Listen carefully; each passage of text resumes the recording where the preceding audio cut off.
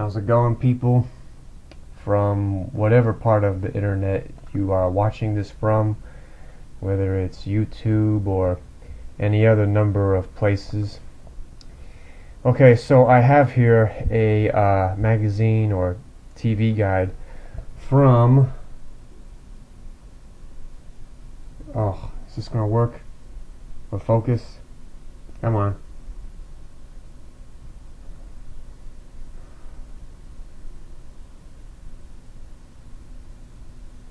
Come on. There we go. From 1984.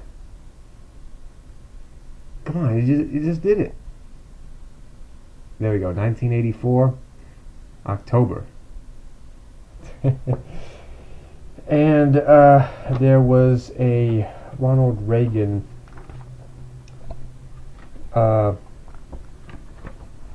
article or magazine stuff, interview or stuff about like the presidential debate and stuff. And this real old article is called or titled "The Case for President Reagan." Critics who scoffed at television during past presidential election campaigns for emphasizing political strategy and poll results rather than issues have little to complain about in this race. News coverage so far, as well as the candidates' own commercials, has made it clear that President Reagan and Mr. Mondale embrace philosophies of government so far apart that there can be no doubt in any voter's mind as to how and where each of them would lead the country.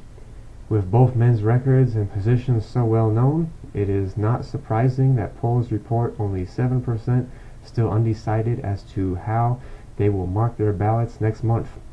One observer marveled that so much effort and money is being spent by each party to win the support of a mere 7% of the voters. That observer should note the results of past elections that were decided by much smaller margins. Nor should the bitterness of this campaign be surprising. It is born of frustration, the need of the Democrats to find fault with a popular president who has proved he is an inspiring and successful leader, and the need of the Republicans to discredit a man who, although he played a key role in a Carter administration that has been generously described as a disaster, has put together a powerful coalition of special interests.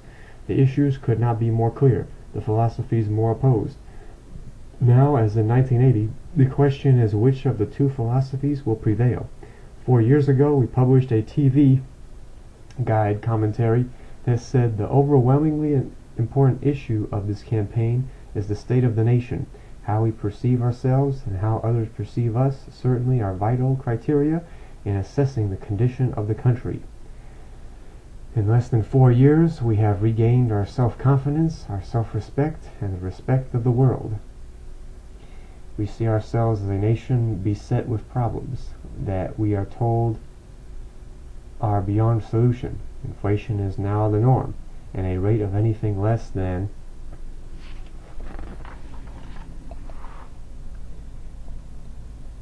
10% a year is considered a triumph. Unemployment, especially among young black people, is glossed over with sporadic announcements at politically expedient times, with Mr. Carter promising millions and millions and millions of new jobs. Industry overregulated and overtaxed has little incentive to modernize its plants and join with labor to meet devastating competition from Japan and West Germany. In the matter of defense, it is evident that the Soviet Union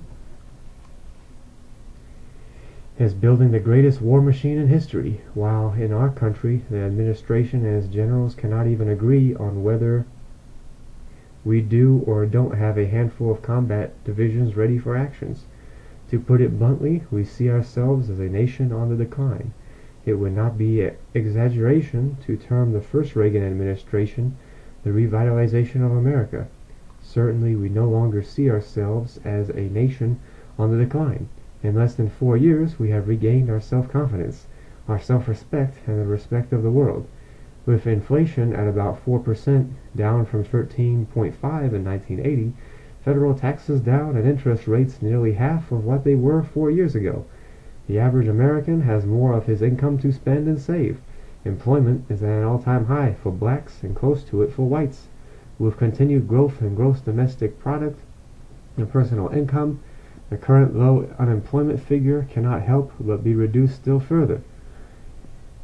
Industry, relieved of unnecessary regulations and constricting taxes, once again is competing successfully with Japan and West Germany. More than 600,000 new businesses were established last year, and almost 6 million more workers are employed now than were 2 years ago. Our foreign policy reflects a confident determination acting responsibly in behalf of its own interests and those of its allies. We are rebuilding our armed forces so that we can negotiate for realistic arms control from a position of strength equal to that of the Soviet Union, while rejecting as suicidal the wishful thinking of movements that propose unilateral disarmament or a nuclear freeze agreement that cannot be verified. It is a remarkable record of accomplishment in so short a period of time. More important, it is evident that a philosophy of less government, less regulation of business, less taxation works in practice. It is evident that firm direction in foreign policy, making it clear exactly where we stand, may not win the love of the Kremlin, but it does make for more confident allies and in the long run a safer world. The new optimistic spirit in America is based on confidence that we are better off than we were 4 years ago and that our future is bright. Besides attacking this record, Mr. Mondale offers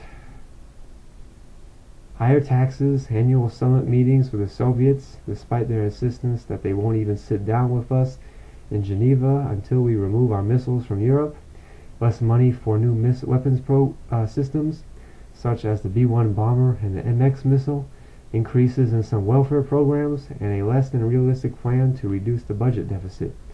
We do not yet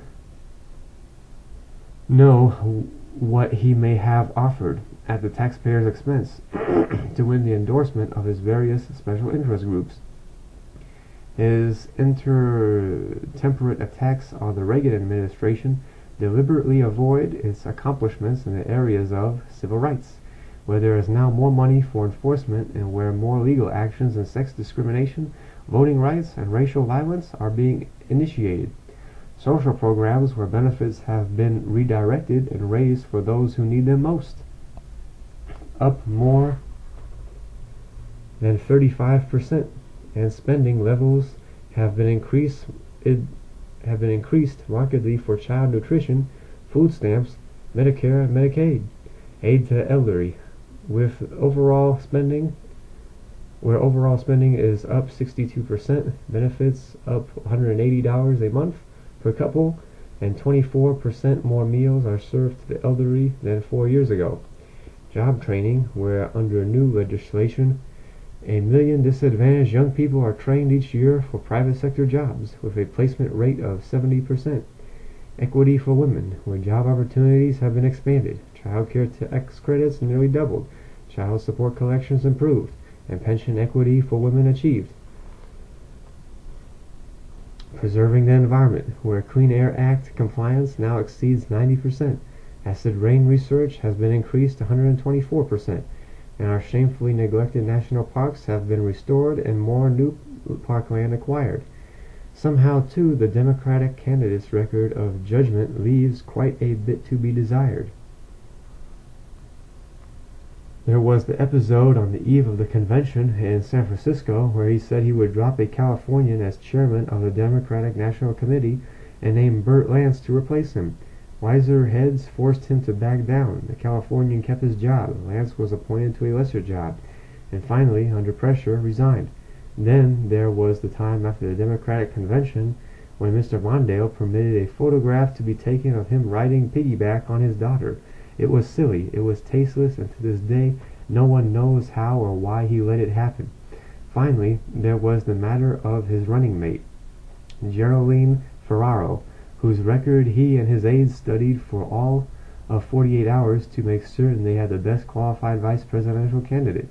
The subsequent furor over revelations about her past and her husband's real estate business, their questionable borrowings, and their tax problems provided an inauspicious beginning to a presidential election campaign. While these examples of Mr. Mondale's poor or at least doubtful judgment are not exactly earth-shaking, they do reveal a man who makes spur-of-the-moment decisions without giving due consideration to what the results of those decisions might be. A distinguished British publication, The Economist, recently said, "Mr. Reagan has successfully rekindled the embers of optimism and self-confidence which John Kennedy and Franklin Roosevelt in their respective eras set aglow." After Herbert Hoover's depression, Roosevelt made the Democrats the party of hope, change, and prosperity, and thus helped to confirm the Republicans as the party of caution, conservatism, and austerity, an image which Kennedy reinforced by oratory, by standing up to the Russians, and by tax cuts. But over the past 20 years, culminating in the reign of Reagan, those roles have somehow been reversed. In foreign affairs, said The Economist, the roles have been reversed. No longer are Republicans the party of timidity and introspection, or even of greater protectionism. That description better fits the Democrats. Can anyone doubt that during the past few years, during President Reagan's first term, there is a new optimistic spirit in America? It is an optimism based on confidence that we are better off than we were 4 years ago, that we can find solutions to our problems, that our future is bright. No longer are we embarrassed to voice pride in our country, no longer is patriotism a dirty word, because he has shown the world that he is a strong, resourceful leader, because his actions in government have lifted us to national prosperity from the depths of the misery index, days because he personifies a strong, decent, forward-looking American. We effusive endorse President Reagan and urge his re-election. End. And that was the end of that article. There was another thing in here. Let me see if I could find it.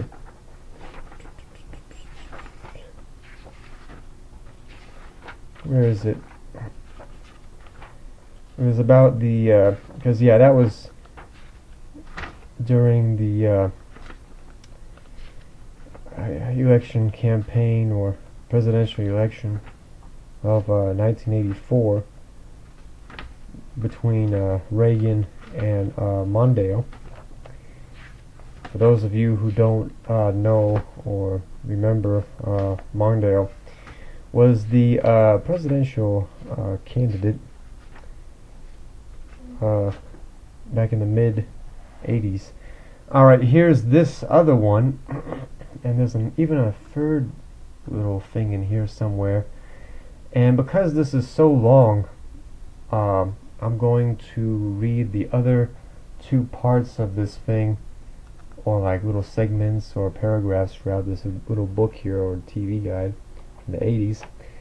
I'll just continue reading this in the next part. See you next time. Bye.